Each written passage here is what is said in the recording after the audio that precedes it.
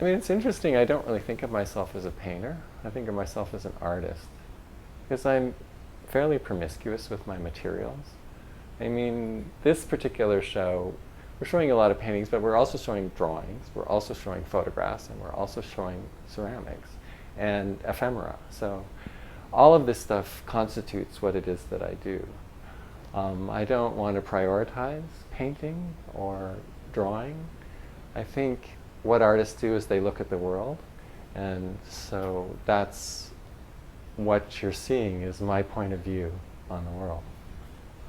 I live my life as holistically as possible. I don't try to separate these things out. I love to cook. I love to collect. I love to garden. You know, these things constitute who I am. I don't sort of distinguish between the two of them or prioritize. I think, you know, for an artist, you have to live a life. Like, you can't make art out of nothing. You have to have subject. And because artists work from their subjectivity, they have to feed that, which means living. So I try to live as fully as possible. The world comes to us through filters. Images are transmitted to us. So what I've been interested in is making pictures, for starters, but based on images that are brought to us by the media.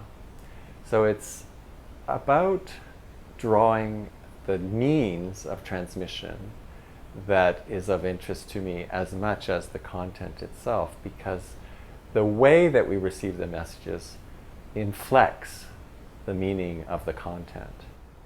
September 10th, 2001 is a painting about a friend, Colin Campbell, who was diagnosed with cancer on that day.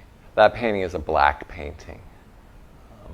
It's not a black painting, actually. It's made up of all kinds of colors. We've included it in the show because it speaks very nicely to the butterfly effect paintings. It also talks about the printing process, which the dot matrix paintings and drawings relate to.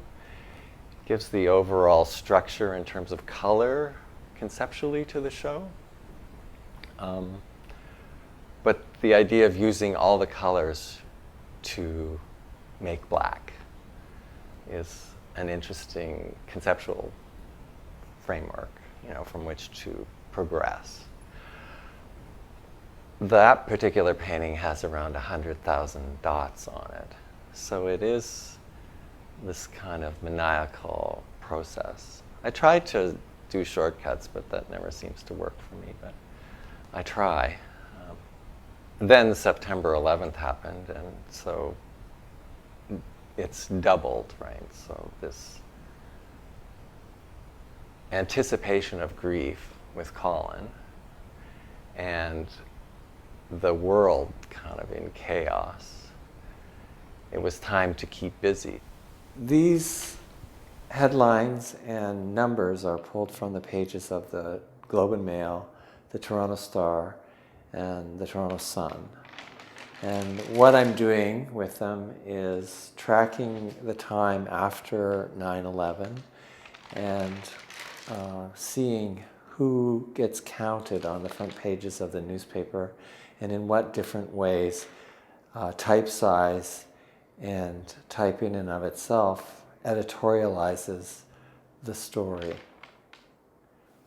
The work that I did around the war, like The Quick and the Dead, were engaged with a critique of the media and also a kind of self-critique. I mean, trying to imagine the view from the armchair. Like, I'm not a war artist. I didn't go to war to witness this stuff firsthand.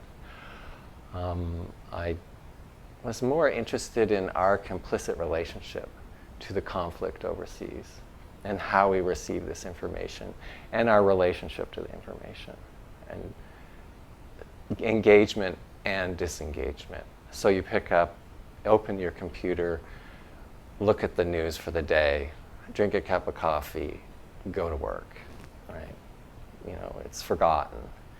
And so I wanted to really sort of illustrate that idea through this body of work.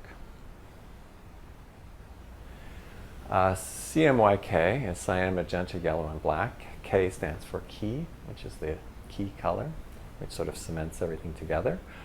For me, I didn't really begin working with color until around 2000. Because there's, a million gajillion colors, where do you begin? Like, how do you pick a color to work with? So I really needed a system.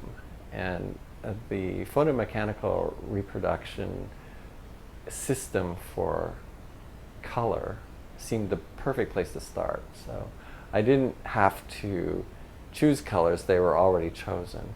But those colors in combination produce all the other colors, the secondary colors, the tertiary colors, the greens, the oranges, the purples, the browns, all those things can be produced using those four colors.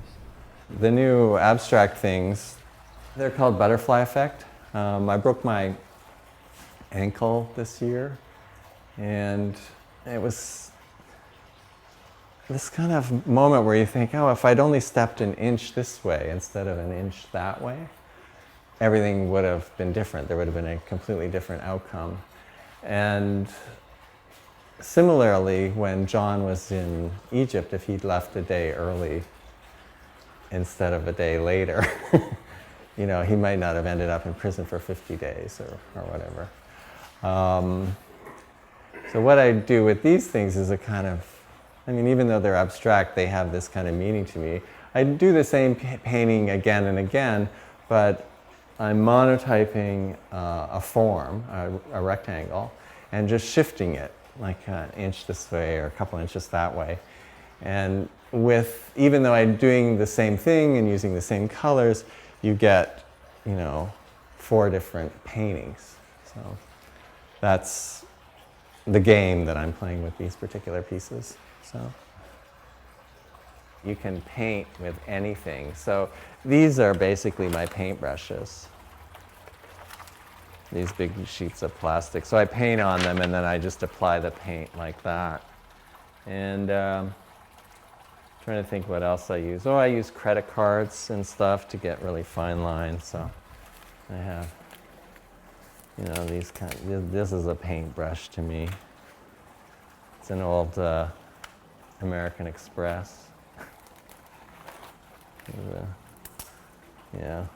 And then everything is kind of precise. When I first started painting, I didn't write down recipes or anything, but now I do.